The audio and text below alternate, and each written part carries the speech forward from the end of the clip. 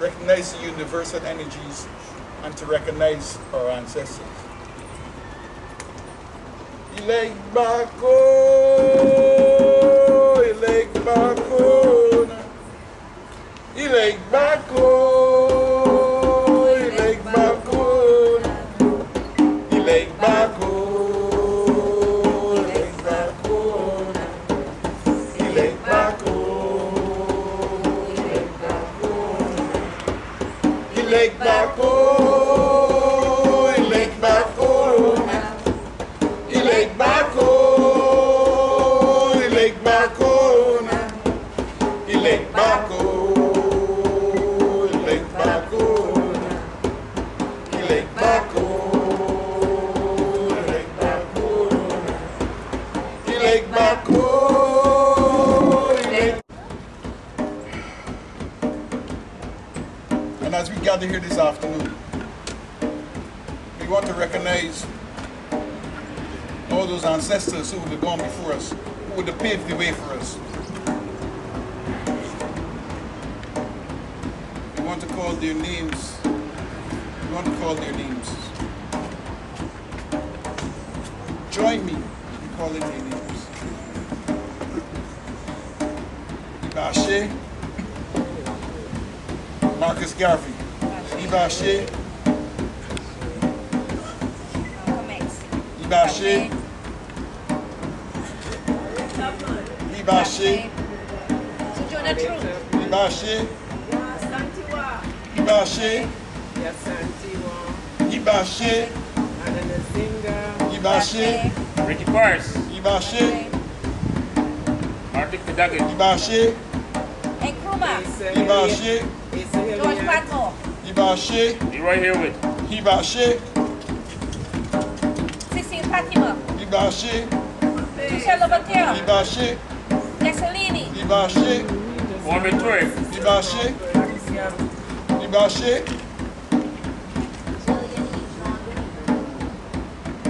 Hey, hey, hey, Wali Ngungu, Walio, Wali Ngungu, Walio, Wali Ngungu, Walio, hey, hey, hey.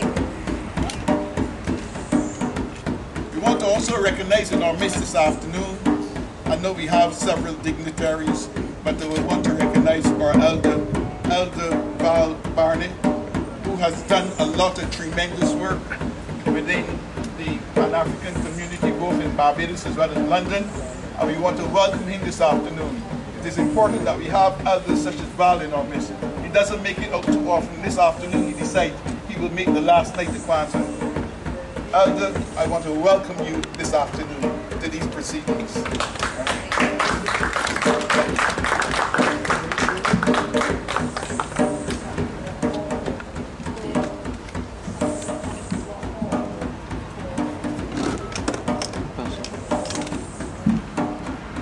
thanks, Baba John.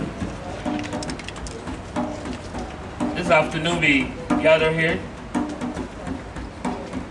to celebrate the last day of Kwanzaa, but we are also going to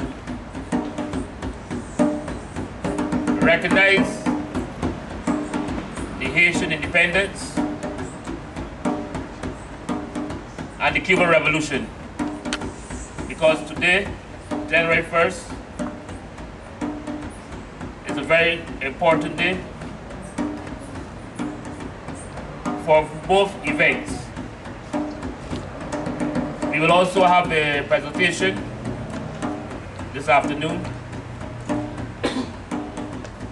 from our brother, revolutionary brother, Dr. George Bell, who have been around for a very long time in the progressive movement. And he will look at Pan-Africanism, socialism, and the way forward for progressives and revolutionaries. You will have some cultural presentations.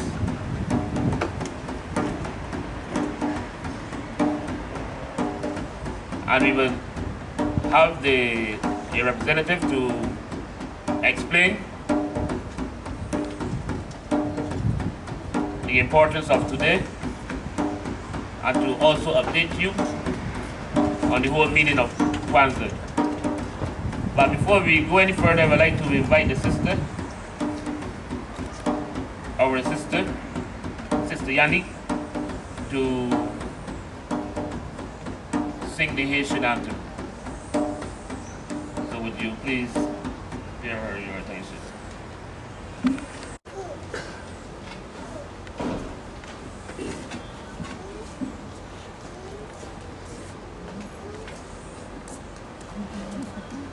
Very good. Good night. Good night. All, and thank you for coming out in commemoration of Haitian independence. Imani, the last principle in the 7 principles of Kwanzaa. As well, I think we still do memory of Cuba as well today, right? So I am very grateful to be participant in this event this evening. And to that end, I will sing now the Haitian national anthem.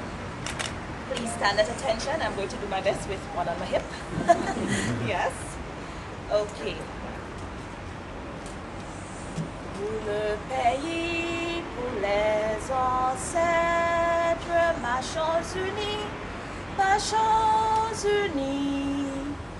non aura point détruire, d'où sol soyons seuls maîtres, marchons unis pour le pays, pour les ancêtres. Marchons unis pour le pays et pour les ancêtres. Thank you very much. And have a wonderful night.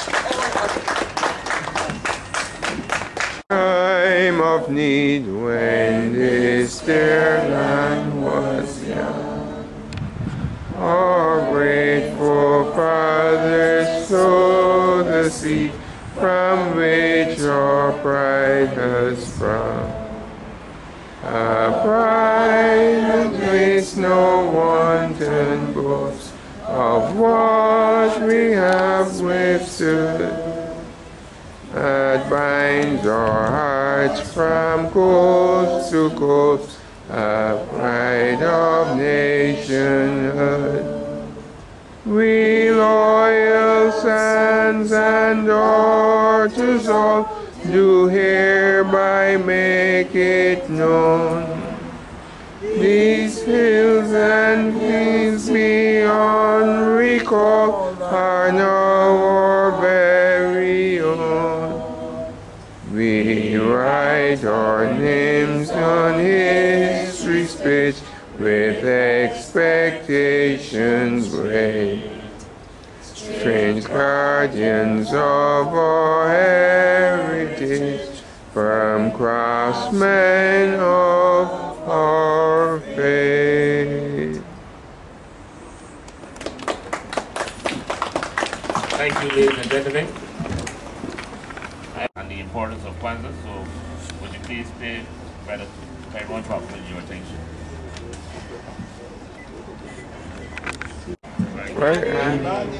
Now, when I saw Baba John on television, it went back years and years in the 80s. When Baba John brought the concept to me in the 80s, and we had it all at the post office and so on, and he kept the spirit alive. That shows a man that is interested in his culture. Now, first of all, I'm going to be very brief. You know what? I'm not going to be long. But when you see the green, the red, and the black, you know, we all know green, red, and black, Marcus Garvey, we all know. But the green also means a rebirth. We went through the red, we went through the slavery, we went through our Holocaust, we went through our serious experiences. You know, we went through slavery, we went through where our blood was shed. You know, the Marcus Garveys, those people who laid down their lives, those people who were suffering. You're going to hear our comrade speaking about it and so on. And we know the blood that has been shed. The sacrifice, the crucifixion, but there must be a resurrection. For any crucifixion, there has to be a resurrection. And this is our time. This is the green. This block here speaks about our people, wherever they are, throughout the African diaspora. Wherever black people are, the spirit of the drum goes, the spirit of the drum goes. So this red, green, and black, no matter where we go, you will see it. If you go in Barbados, if you go in St. Lucia, if you go in Dominica, if you go in America, we have the red, green, and black. And this is our, these are our candles. And this is what is the light within us. This is symbolic of the light that should be burning within us. What should remind us of unity. That's the first principle. Umoja. Unity. It's time that we come together. These are crucial times. Look at today. 3,000 are expected to go home. But my dear beloved, you have to come off the plantation sometime. If you don't come off it, you can force off of it. Because our people for a long time believe that they must go and work for the massa. And that's the only way that they can survive. You must go and work. That's the only way. You cannot get today and create. Determine your own destiny. Kushishakalia, be self-determine who you are. Be craftsman of your faith. You must go and work. If you find something and say, boy, you're looking for the job. And if you say what you mean, you feel you must go and work for someone. We must come together and strike. This is the time to educate our people, to unify the resolve of our people, to let them know that we must bring the house of Africa together.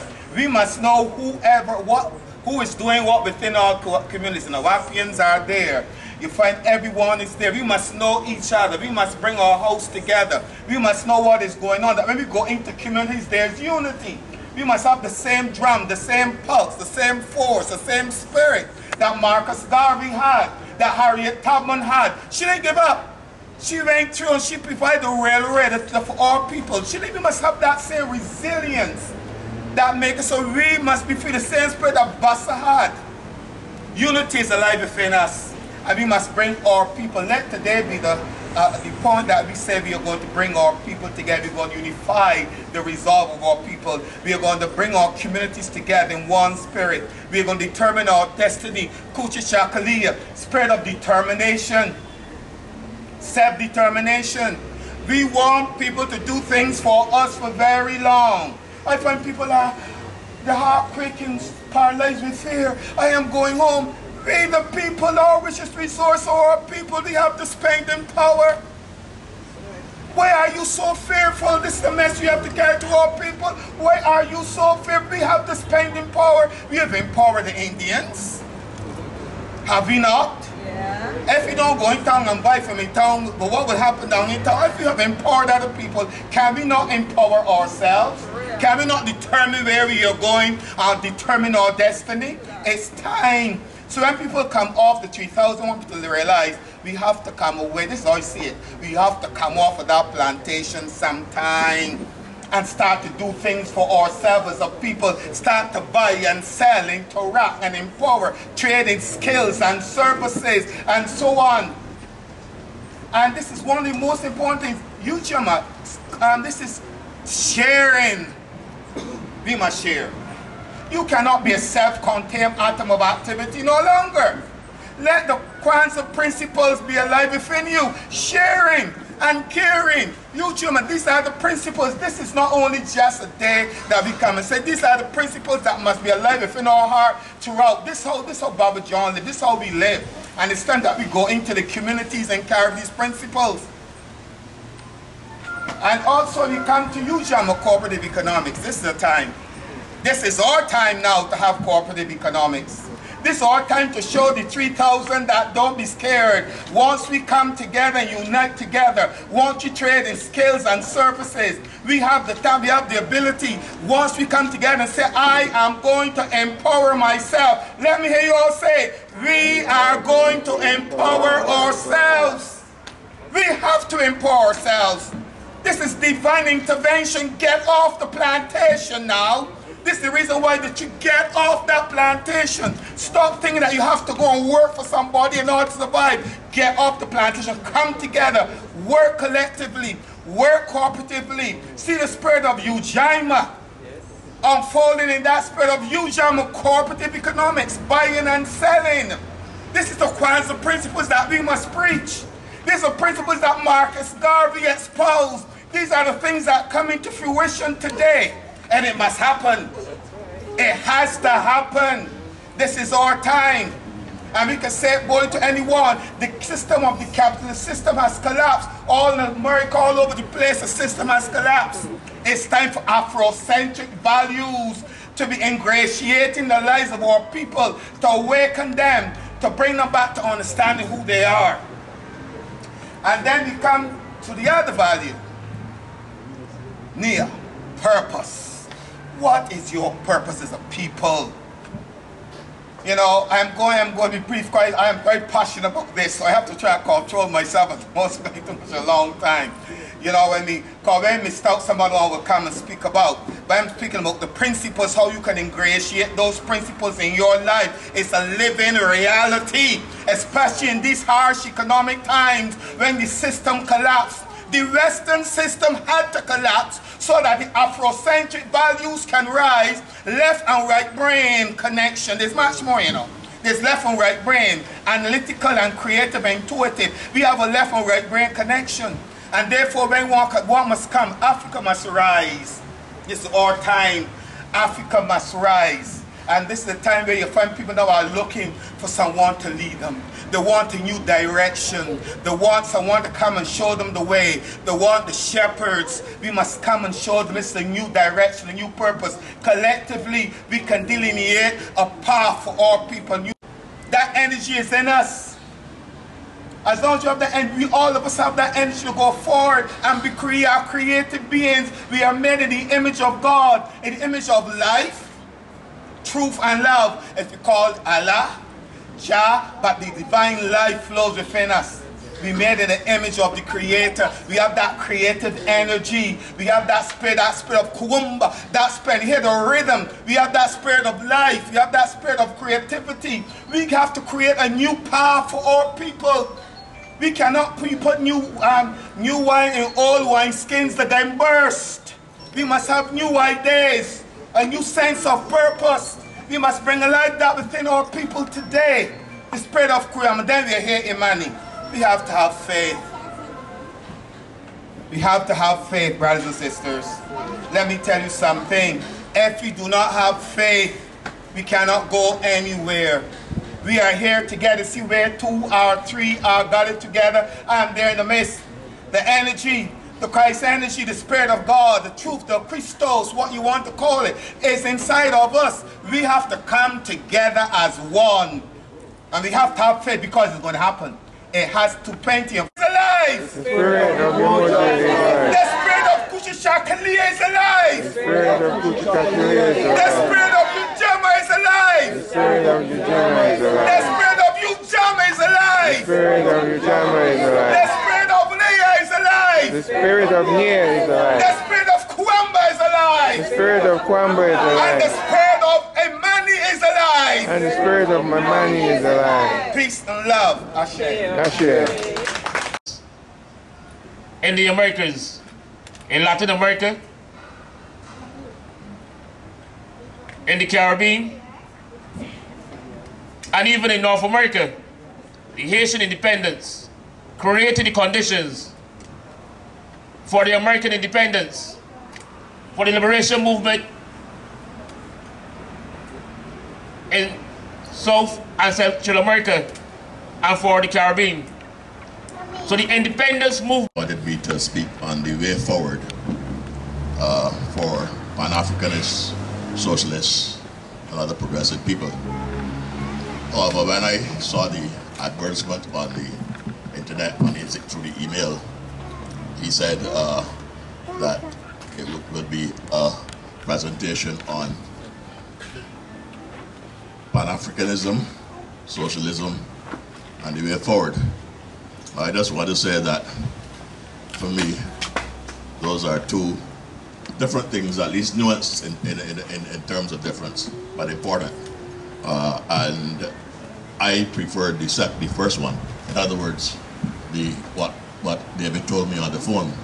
And the reason for that is that there are times at which you can speak on, and I have spoken on it at one of your sessions, about a year or 2 or a year and a half ago, in relation to socialism and Pan-Africanism.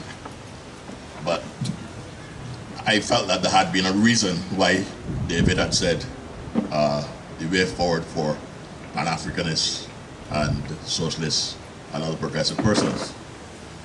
Because of the times in which we live, the moment at which we are here right now in Barbados, for instance. And I will say to you that in relation to addressing political issues, it is important that we do not become overwhelmed by categories that are there for easy description for people to understand what you are more or less like. So when you are given the generic term Pan-Africanist or the generic term socialist, it gives people a quick impression of what you more or less should stand for. And you can elaborate on that in terms of what it should stand for in order that the explanation could be better if it has been eroded. But if you're talking about your situation, it is always better to move from the environment in which you are living and existing and active, and on the basis of what the environment throws back at you, then on that basis say where you are going. And to that extent, if you are a Pan-Africanist, and if you are a socialist, and if you are a progressive person, you should have a particular worldview and perspective which would engage that environment, and then will start to feed back to you to tell you how you might go forward. I prefer for this moment that approach. In other words, I don't have to, it is over 40 years now that I have identified with the struggle to transform society in radical and revolutionary ways. And it is on the basis of that identification that I have come to be associated with Pan-Africanism and with socialism and so on and so forth. When I was in the sixth form at Harrison College, that is when I became a revolutionary. I became a revolutionary by going down the road in Full Street to the Black Star bookshop, which was led there by Leroy Harewood and other brethren. And I took up my copy of the Little Red Book, Mousy Town Talk, and read that Little Red Book. I still have it, although my daughter went and scratched it up with a lot of red ink. But it's a relic of some value now, because it is obviously over many, many years that I have had it. I went to Jamaica as a teenager to the Mona campus, already with revolutionary thoughts in my mind, and people would then more or less have identified me as a Maoist. And there's a reason for that, because when I read Mao Zedong Thought, he spoke of uplifting the Chinese people. And at the time, I was looking for something to uplift people of African descent, to uplift them from humiliation, to uplift them from oppression, from persistent unfairness, and so on. And Mao Zedong, in that Little Red Book, had said in Tiananmen Square, at the moment of the victory of the Chinese Revolution, the Chinese people have stood up. And that was very striking. The Chinese people have stood up. And he then explained in other parts that they had stood up by taking up a weapon. And that weapon was the revolutionary theory that allowed them to struggle successfully and to build a new revolutionary society. And I felt, well, that is what African people wanted. They wanted a weapon to hold and to up, and on the basis of that, to stand up. And therefore, for that reason, I would listen to what Mao was saying. And I went to Jamaica, and in Jamaica, I met up revolutionaries, West Indian revolutionaries, Jamaican revolutionaries mainly. It was strange for me, a Barbadian, to go in that direction. Most majors keep very quiet in Jamaica. I went all the way down in West Kingston. I went to the Abeng newspaper and so on. I'm telling you this though, because it is to say that you will evolve over a period of time, and you will engage with your environment, and it shifts and changes. It is the essential kernel that you have to hold on to but the various forms in which you will struggle will change, and they can be called various things. So it's for convenience, really, that we use these categories, and you say, I'm a this and I'm a that. One of the reasons why I'm saying what I'm saying is because in the crisis that led to the collapse of the Soviet Union and the socialist world, and after I went to Jamaica, I went into a kind of orthodox type of Marxism, and with the people that eventually formed the Workers' Party of Jamaica and so on. And I left here with a mixture of black nationalism, Mao Zedong thought, as I said, and I went there and got an exposure of a bit of more orthodox Marxism. But the people that were there were in the tradition of George Padmore, the tradition of C.L.R. James. They carried both the black nationalism and Marxism in them.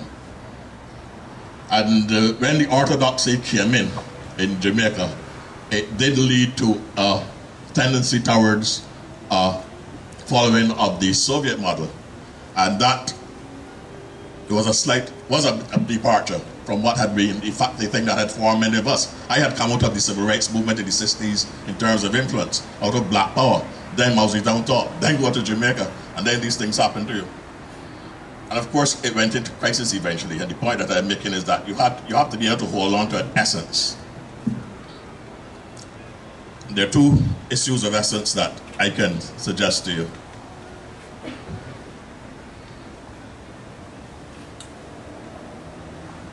Just as you laid out the principles, just as the principles of Kwanzaa were laid out here. When I realized that the models of socialism was practiced in the 20th century, one of the reasons why they went to crisis too is that they were dominated by the petty bourgeoisie, whether it's revolutionary or not. C.L.R. James said that in Notes on Dialectics. They dominated the revolutionary processes, and they worked the revolutionary processes as a result. And the 20th century, to that extent, is to a great extent a failure in relation to revolutionary struggle. It's also, of course, of significant success, of significant progress. But even with that, out of error cometh truth. So there were errors, serious errors. And it is those errors that I'm talking about that force you to then look at the essence, two essences. I wanted the philosophical essence, and I wanted the essence in the philosophical method.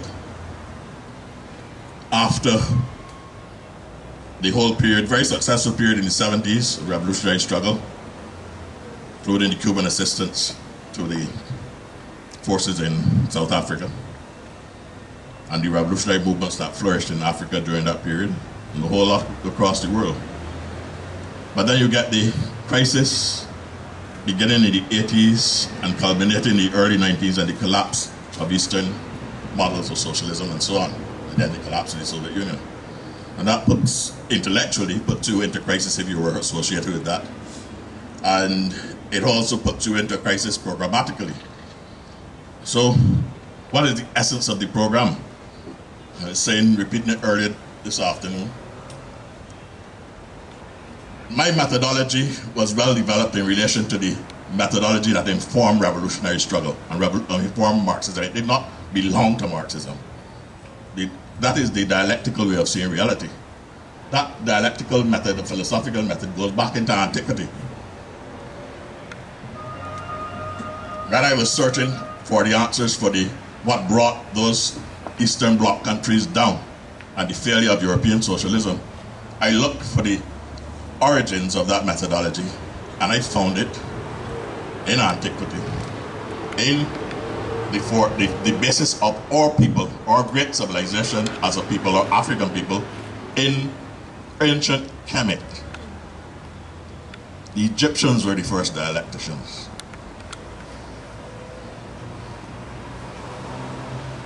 They also provided the essence of philosophy that guides us all through time, no matter what forms of organization related to the kind of socio-economic formations in which we live, whatever period of time in humanity's history. And as I said, I was mentioning some of them earlier this afternoon. The Ma'at. If you have a government that is unfair, there's something wrong with it. If you have a government that is greedy, there's something wrong with it. if you have a government that is cruel, there's something wrong with it. If you have a government that does not come at the call of the caller and at the call of the needy, something wrong with it. And no matter what you want to call yourself, if you keep that as the critical thing, that you're going to fight against injustice, against unfairness, against greed, against corruption, if you keep those things as the center of what you are about, you could call yourself any name. And that is why I could not start where David told me to start. I thought it was much better for what we are about to start with your environment and feeding. Because if you go too quickly, as I said, there are times when you can talk about the socialism and the Pan-Africanism and so on. But if you stay with them all the time, you then make them into rituals. And I'm not saying that rituals cannot be important, but you have to know what is the place of a ritual. And in political struggle, you can't just be into rituals all the time. And you can't be into just preaching. You can't just come and tell somebody, come and join my church that is called a socialist church. Or come and join my church that is called a Pan-Africanist church. We want to engage with what are unfair in the people. We want to deal with the corruption in government. We want to deal with a government that does not come at the call of the caller. A government that does not come at the call of the needy. An unfair government. That is what we have to deal with. And on that basis, then you look for your weapon. I felt as a teenager that there was something that was unfair about how black people were treated. There's something unfair about our societies. And I looked for somebody who was like that, concerned with his people like that, and looked for a weapon to let the people lift themselves out of that unfairness. And that was Mao Zedong at that time. And that became the weapon to make the people, the Chinese people, stand up. And I was looking for that weapon to make the African people stand up. Still looking for it. I think I know what it is, but it is whether everybody will be able to be at ease and we're comfortable with that. So that the issue of a transition, you see, in terms of how you relate to different things at different times is important. Look, again, when I was in England in 77, in the mid-70s to 77, finishing my PhD, my brother Francis wrote me and said that there were some guys that were organizing a radical movement, and what would be my advice to him in relation to joining that radical movement. I told him, and I heard that they were reading some of my master's thesis that I'd written in 74. We were using that as material to study and so on. And I told him, Francis, I wrote back, if I were in Barbados, I would not join the Barbados Labour Party. If I were in Barbados, I would not join the Democratic Labour Party. I would join whatever left-wing group that you want to join. And that left-wing group that he wanted to join was Monali, the Movement for National Liberation. And he joined it and became a leader in it. I went back to Jamaica in 77, having finished my PhD, and worked in Jamaica for 3 years. We joined the guys there. At that time, they were moving out from Workers' Liberation League to Workers' Party of Jamaica, with some problems that I had, which I won't go into here now, and so on. And I returned to Barbados in 1980. And Francis is my youngest brother, so the guys that were around him were of a similar age. Not that far, but far enough at that time. You know, the younger you are, 5 years could be a big difference. When you get older, 10, 20 years don't make a difference, especially if you're looking to go around with somebody younger than yourself. But at that time, that was a serious difference. But nonetheless, I said, I'm going to join Monali. I'll come and join Monali with you all. So I went and joined it. And the battle that was in front of us at the time was essentially the battle to defend the Grenada Revolution. And the main antagonist in this country against the Grenada Revolution at the time was the Prime Minister of that time, who was Tom Adams, who was leader of the Barbados Labour Party. And the Barbados Labour Party was carrying the struggle against what we felt was progressive political activity at that time. In 1984, we campaigned in St. Peter against the election of Owen Arthur to St. Peter. One of the members of the Monali was the son of Sybil Leacock, who was running against Owen Arthur. He's a member of Monali, the outstanding school teacher. And then because of what had happened in '83 with the collapse of the Grenada Revolution and so on, we decided to go forward. What's the way forward? I led the argument that the best form of defense is attack. The best form of defense is to go on the offensive. And therefore what we should do is form a party. And it is from that thesis that we decided to move from the Monali, it might have been a mistake, but that's what we did, move from the Monali to the Workers' Party of Barbados. We were going to demonstrate to the Barbados people we felt that we were prepared to engage in electoral politics, that we were a revolutionary party, but we were not, our program was not revolution at that time. Our minimum program was to further democratize the country. We went forward at that time. And we said in 1984 December that we will launch the Workers' Party on the 1st of May of 1985. Tom Adams was Prime Minister in 1984. Of course, he died the next year, and therefore he never saw the launch of that party. But we launched it on the 1st of May 1985. Myself and Ricky Parrish are the first people to carry wreaths and put them on the Buster statue. And we put them, even though the permanent secretary who we applied for, we went legal. I asked the permanent secretary permission, the permanent secretary said no, and then we went illegal. And we put them anyhow. I don't know how soon to move them. But I said we are the first people that put wreaths on that statue. And that is why somebody like me would have been a bit concerned when I saw certain people that used to curse us every day in the paper walking, saying they're going up to the statue. But I think you have to live with that too. That is another thing which you have to learn to live and say, those people have changed too, you know. There's something that hasn't changed one bit, but they went to the statue. They don't go no more. But I have a kind of funny feeling about doing those kind of things because of what I went through very early. When there's only about 10 people were up there, or 15 people, but myself and Ricky went and put the wreaths down, and so on and so forth. Saying this because at that time, prior to that, I remember Tom Adams standing up just above Alexandra School, talking on a very loud public address system, hoping that it would reach my father in All Saints Rectory, and saying, I wonder what old man Bell doing now when his two communist sons all about the place talking this and the next and all this kind of thing. As you used to say at that time, that all the Dems are not communists, but all the communists are Dems. I'm saying this because we know that the Barbados Labour Party lost the election in '86. They lost this first by-election in '84 that we were campaigning in. And then Tom went and put a lot of effort into Bosco Bell and so on and turned it around. And the result was different than when Arthur got into Parliament. We went through that period of defeat, the death of Errol Barrow, and the 1990s crisis. And it is in that 1990s crisis that you get the delegitimizing of the social democratic programs of that Democratic Labour Party. And saying this is that by the time of the defeat of the Democratic Labour Party in '94, and the coming into power of Wayne Arthur in '94, that in that period of 6 years between '94 and the end of that decade, there was something that the Barbados Labour Party did that shifted its position in relation to the national leadership of Barbados. And that is why you would see that at that period, a lot of the progressive forces actually were cooperating with the Barbados Labour Party regime under Wayne Arthur. That is when the Pan-African Commission was started. That is when I was involved in the World Conference Against Racism.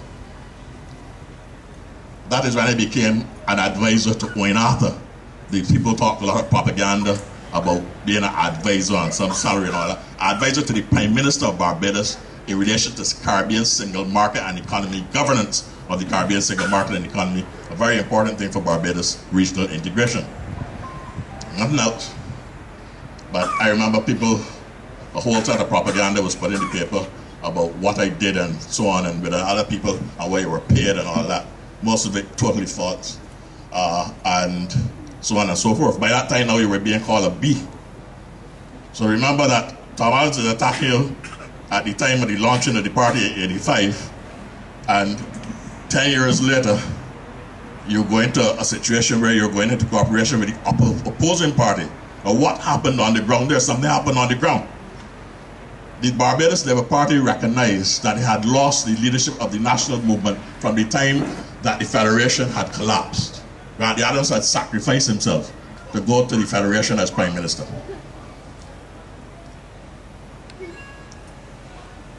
Arabara got the historical opportunity to lead Barbados into independence in 1966. And the Democratic Labour Party remained at the front of the nationalist movement all the time that Arabara was in office, right up until the 90s, in terms of saying that his party was still in office then, or had returned to office in the early 90s, until the crisis in the early 90s, and what happened in that crisis, where a lot of the social democratic programs were undermined by the Democratic Labour Party itself. Some of the things happened to Michael Manley in Jamaica when the PNP had to go to the IMF. That undermined programs that were the lifeblood of his own supporters and delegitimized himself. And the Democratic Labour Party delegitimized itself at that moment, at that political moment. When Owen Arthur came in, he saw the significance of that and took the opportunity and the political space to rebuild the Barbados Labour Party as the nationalist leader of Barbados. That is why you have all those statues and things up now. Bus had gone up in an earlier dispensation of the Barbados Labour Party. Something that was interesting too, because when I came back here, you see, the Barbados Labour Party had carried out a progressive policy in relation to the moving of the naval base at St. Lucie. Some of the people in St. Lucie might not think so, but they were occupying part of Barbados, and they were put up by the Barbados Labour Party. We used to be told by C.L.R. James and Chetty Jagan that the critical person in Barbados in the overturning of the oligarchy was Grantley Adams. And we used to think, in the case of Chetty, that it was because he and Forbes Burnham were close, and that Arabara and Forbes Burnham were close, and therefore Chetty Jagan would see that as somebody that he should be antagonistic towards or would put down. There are 50-year secrets on a lot of papers, that colonial papers, office papers. When I was doing a PhD in the 70s, there are certain things I could not see. There are certain things I couldn't see in Barbados either. Up to the 1980s, when I did that first 50th anniversary lecture for 1937, when I went to the archives, I got some more information then. I got information on the influence of George Padmore in Hamburg and Marxists in the Caribbean, leading and influencing the 1930s labor revolts, including people like Clement Payne and so on. And that has been confirmed now by more recent historical research, that these guys were trained agitators. They weren't doing anything by chance. There are things that we couldn't see then. I was told that, for instance, some of the things that I could not see was because some of the police, the relatives of the police were still alive, of police who had shot down people, and people might take it out on them. So therefore you can't see that kind of information. Likewise, in the Public Records Office in London, there are things that you couldn't see. And then these papers come out over time as the 50 years pass and so on. There's information that is coming out now or has been revealed on Grantley Adams that is of some significance. But it shows you the two different approaches, and again, I'm telling you this in relation to how people will shift in relation to the environment. The story that was very dominant from the 1930s, and one of the reasons why the Barbados Labour Party has been kind of defensive, but one of the things that C.L.R. James and Chetty Jagan apparently knew, was that when Grantley Adams went to England a couple of weeks after the 1937 revolts, he was running from Barbados because he felt he was going to be arrested for sedition and for insurrection. And that's not the story that the Barbados Labour Party has ever told, or that we have heard about Grantley Adams. It is always that Grantley Adams had to be paid money in order to defend Payne. And in a sense, he wasn't too close to them guys. Now, Winter Crawford, in his interviews with Woodville Marshall, suggested other things. That Adams tended to hide who he really was. And the papers that you can see in the colonial office now suggest that he was much closer to pain than we have been told.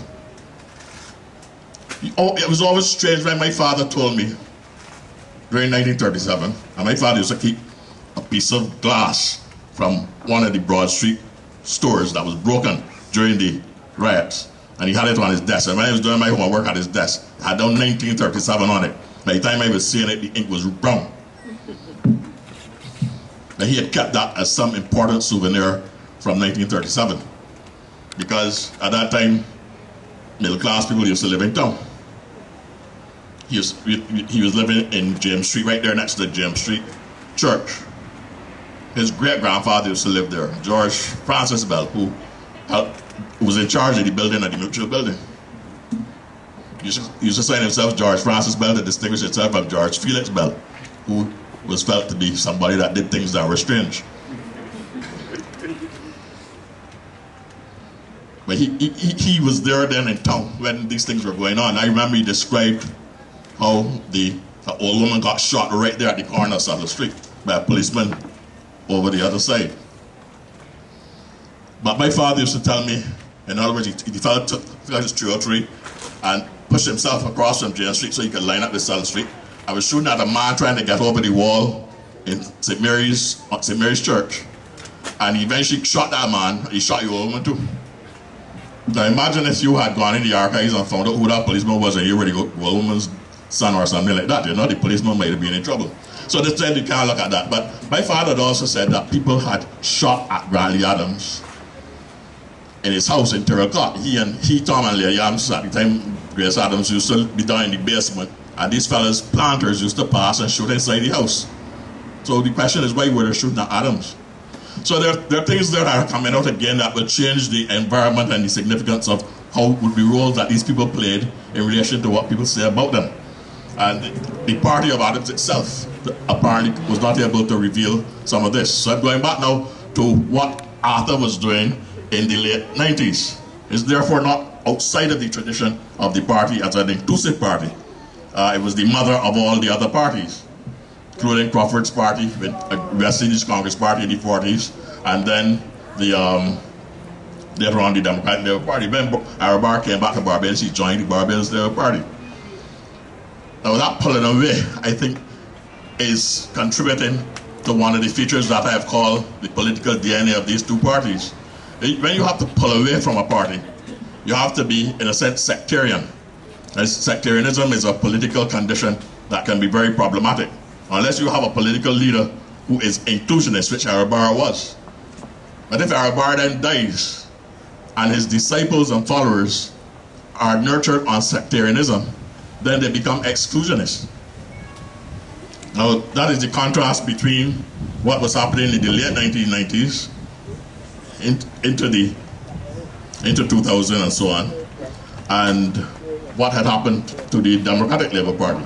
And I'm just trying to explain to you why in the 80s we could have been, as progressive forces, seen as antagonistic to the Barbados Labour Party, and by the 1990s you're seen as in alliance with the Wayne Arthur regime. That is the nature of politics and the nature of the way forward. You have to look at your environment and engage it while containing your essence. Who are you? I am for the Ma'at. I am a dialectician. The Ma'at and the dialectic engage with that environment. And I know that at this time, on the basis of the application of that methodology and that environment, that there's something wrong with